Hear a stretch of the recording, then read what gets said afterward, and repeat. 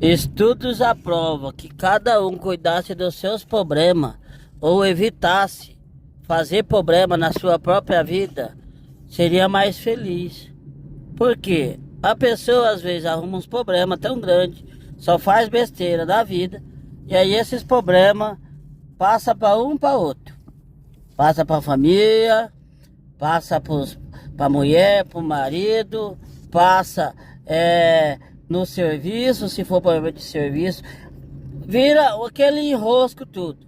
Porque a pessoa é acostumada em fazer problema, em caçar problema.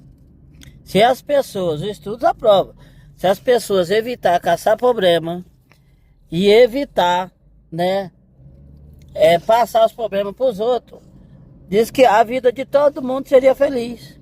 Porque a pessoa às vezes arruma um problema, em vez de resolver, quer passar o problema para os outros.